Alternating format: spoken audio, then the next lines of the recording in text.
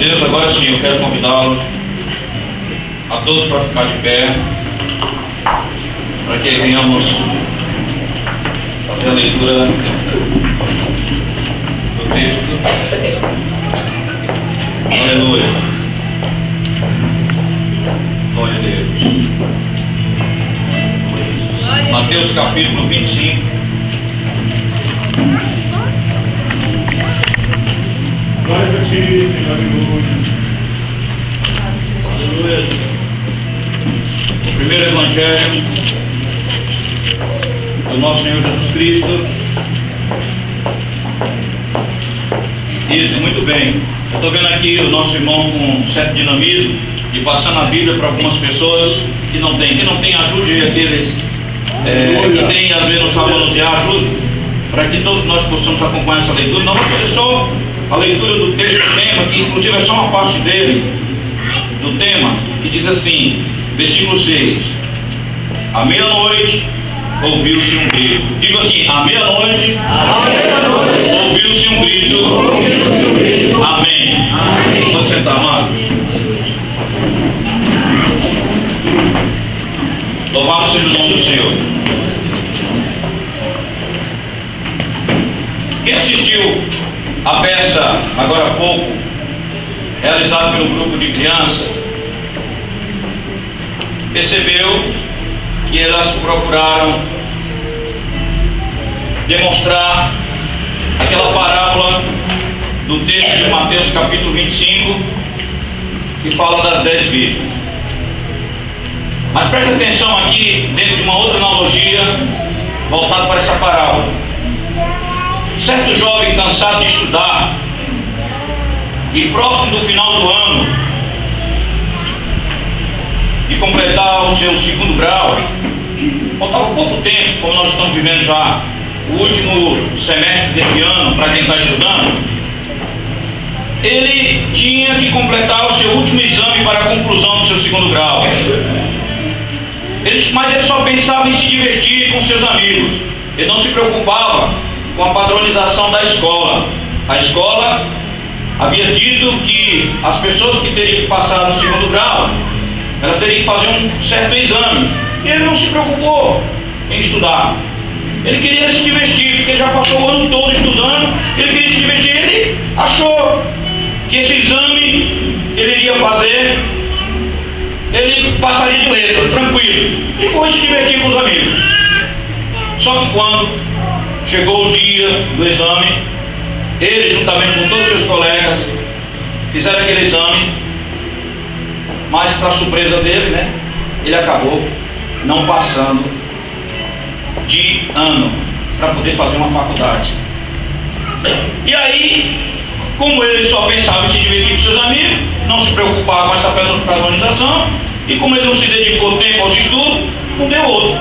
Não passou de ano, e ao invés de receber o diploma com seus amigos, teve que assistir à cerimônia de formatura dos seus colegas lá na plateia. Ao invés de ele ser um dos que deveria participar, com aquele seu chapeuzinho, com a sua roupa, para o diploma, ele foi ter que estar lá batendo palma para os colegas e se esforçou. Bom, também ao invés de ele curtir as férias, e depois disso ia ter as férias, ao invés de ele ter que curtir as férias, ele foi fazer, sabe o quê? O quê? Recuperação. Quem já fez recuperação aqui? Levanta a mão. Quem já fez? Levante a mão, levante. Quem já fez recuperação? Muita gente. Eu também já fiz. Eu sou esse tipo de pessoa que negligenciei os estudos que eu deveria ter estudado, ter aproveitado, e negligenciei. Sofri muito.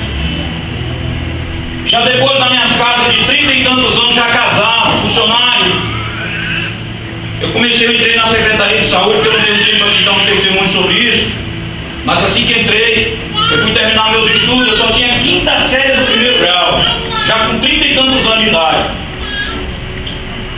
Eu sofri tanto para poder fazer esse meu primeiro grau, meu segundo grau, no antigo Ateneu, é uma escola particular. À noite, saí do trabalho, tinha que ir para lá, dentro de chuvoso como ele, tinha que chegar em casa meia-noite, de bicicleta, mau sofrimento. Mas durante muito tempo, como vocês me conhecem, quem é da igreja, sabe que um dia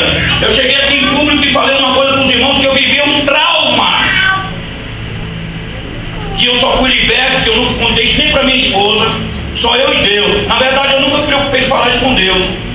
Passei anos com esse trauma. E que muitas vezes a gente vive esse trauma. E quando a gente é negligente, igual essas noivas, e daqui a pouco vocês vão ver a história dela, eu só estou mostrando aqui para vocês que é mais ou menos isso que acontece com a gente. Durante muito tempo da minha vida, eu vinha para a igreja, chegava em casa, quando eu dormia, eu acordava sufocado, tendo pesadelo, porque eu via os meus antigos professores. Você não fez, você não passou de ano, você vai ser reprovado.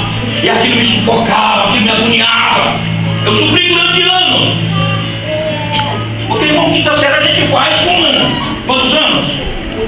12 anos, 11 anos, né? Agora é 30. Você vê, vivi esse trauma. Você não passou, Gilberto, não. E eu sofri com isso. Aquela angústia. Quem já passou por angústia, se levanta a mão. Olha aí. Não por causa só disso, mas de outra situação, né? Mas um dia, irmão, que me perguntava, eu dizia: Senhor, eu sou teu servo, eu sou um homem vitorioso, eu tenho uma vida vitoriosa, olha uma obra, eu fui clamar a Deus: Senhor, me liberta desse trauma. E Deus me libertou. Hoje eu não vivo mais isso. Não, acabou, esqueci totalmente. Por isso eu quero logo dizer para você que ainda tem chance de você se libertar dos seus traumas. Mas igual esse jovem, como eu e muitos de vocês, nós negligenciamos as coisas que são importantes para a nossa vida, e daqui a pouco a gente está sujeito a ficar só na plateia batendo palma e vendo aqueles que são nossos amigos prosperarem porque nós fomos negligentes. A história não é diferente, e pior ainda. Por isso, eu quero te convidar a reflexão. Primeiro, quando nós trouxemos esse tema, nós iniciamos falando que nós vivemos o tempo da expectativa da meia-noite, porque muitas meia-noites já se destacaram na história do povo de Deus. Quando você medita na Bíblia de Gênesis e Apocalipse, existem muitos momentos em que Deus trata de meia-noite. Por isso você vai sair daqui entendendo por que Jesus disse assim: à meia-noite ouviu-se um grito. Não esqueça disso, você vai dormir com isso. Eu quero que você tenha até sonhos com isso, porque todos os cultos de domingo desta igreja, nós estamos tocando aqui o toque da trombeta, que será tocado no final deste culto, e mensagens sobre a volta de Jesus, porque a igreja está cheia de crentes, está cheia de gente nas igrejas, mas poucos estão preocupados com a volta de Jesus, que é a coisa mais importante. E muitas meia-noites já aconteceram na história, e num dia inesperado, no porvir, à meia-noite oficial um grito desesperador, como jamais foi ouvido e tal qual jamais se ouvirá novamente. Foi à meia-noite que se ouviu o grito das mães dos primogênitos. Estão lembrados disso? Quem lembra? Levanta a mão. Sabe o que aconteceu? Quando Deus falou para Moisés, sem armas, sem agressão, sem conflito, vá a Faraó e diga a Faraó que liberte meu povo. Faraó negligenciou quem era Deus, zombou de Deus. Houve 9 milagres. Deus realizou 9 milagres para chamar a atenção de Faraó, para chamar a atenção das autoridades, para chamar a atenção do povo. Mas o povo negligenciou. Então o Senhor deu a última. Diga a Faraó que a resistência dele, a insistência dele, ele será abatido agora, porque todos os primogênitos, todos os filhos, o primeiro filho da casa de Faraó, como em todo o reino, morrerá. Aonde que hora? À meia-noite. Mas eles não acreditaram. Se você ler a Bíblia no livro de Êxodo, nos capítulos 3, 4, 5, 6, 7, você vai ouvir toda essa história. E à meia-noite, antes Deus disse assim para Moisés: fala com todo o povo que peguem sangue de animal e passe, borrifique sobre os umbral das portas, passe sangue, para que o anjo, quando o anjo passar, que vê sangue na porta. Hoje qual é o sangue que nos purifica? O sangue de Jesus, que foi derramado no Calvário. Quando Jesus vier, Satanás não vai tocar em você, porque o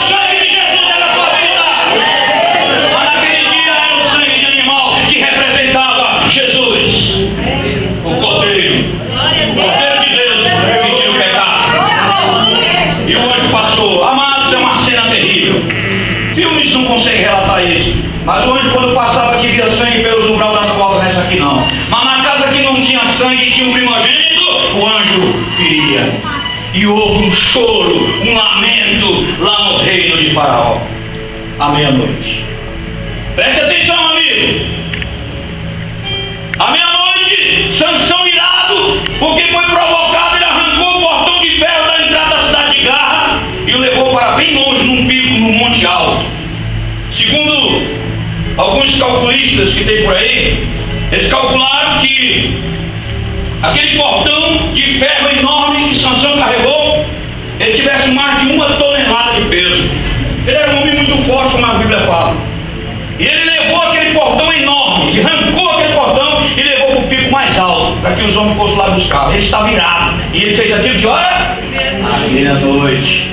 Era um sinal para chamar a atenção do que fizeram com ele. Numa meia-noite inusitada, uma mulher roubou o filho de uma outra companheira de quarto. Elas estavam dormindo juntas. E uma dormiu e deitou por cima do filho do seu filho e matou. E quando foi a meia-noite, ela foi lá e tirou. Ela percebeu que tinha matado o filho dela, pegou o filho dela morto, colocou do lado da sua vizinha. E a outra, como estava num sono muito profundo, não percebeu quando ela tirou o seu filhinho e estava com ele. Quando foi de manhã que elas acordaram, ela percebeu como esse menino que não é meu. As mães conhecem seus filhos. Mas à meia-noite, o inimigo tinha traçado um plano maquiavélico contra uma mulher prostituta. E quando ela levou até o rei Salomão, e vocês conhecem um pouco da história, quando o rei viu aquela situação, um dizendo: é meu filho, é meu. O rei ficou sem saber. É aquela situação em que às vezes a gente ouve um lado e ouve o outro, e ninguém nunca consegue chegar a um denominador comum, porque não sabe quem está falando a verdade. Até que o rei, sabiamente, estava sendo testado por Deus, mandou um soldado vir com a espada e disse: pega a criança e divide, dá uma banda para a mãe, uma banda para a outra. Aí a mãe verdadeira disse: não, senhor, não faça isso. Dê um filho para a mulher. Mas peraí, mas por quê? Porque eu prefiro ver ele vivo na mão dela do que ele morto dividido para nós duas. Essa aí que é a mãe. Foi a meia-noite, aleluia, que Jesus, numa parábola, ele observou que você pode ser importunado por um vizinho querendo ajuda imediata. É só você ler depois de casa, Lucas, capítulo 11, versículo 5 a 8. À meia-noite, um vizinho chegou. É aquela hora que você está naquele sono gostoso, que à meia-noite, às vezes, você aperta o barco, o telefone toca, o celular toca, alguém bate na tua porta, você é incomodado. Mas Jesus, ele mostrou que quando a gente tem um amigo, que a gente respeita ele, pode ser à meia-noite, mas ele está em prontidão para ajudar. Então preste atenção, que a Bíblia tem muitas meia-noites para alertar a gente.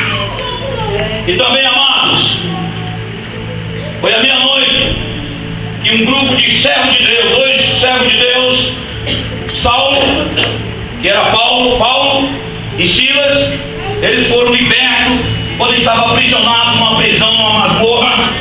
E quando naquele momento, eles estavam ali naquele momento triste, difícil, mas à meia-noite, enquanto muitos estavam pensando em dormir, eles fizeram o quê? Eles foram adorar a Deus.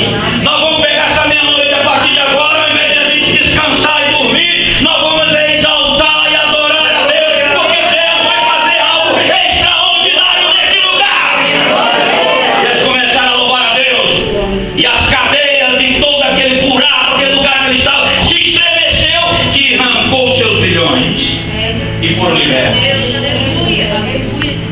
Mas finalmente, entre todas as meia-noites que eu ia citar mais, só quero citar agora a última, só para vocês entenderem o que a Bíblia cita de meia-noite. A meia-noite mais esperada do povo de Deus, onde vai se ouvir o grito, anunciando a chegada do noivo, o lamento angustiante e desespero daquelas que não se prepararam para a recepção do prometido. Eu quero te convidar para você examinar com carinho esta mensagem que nós vamos tratar aqui da meia-noite.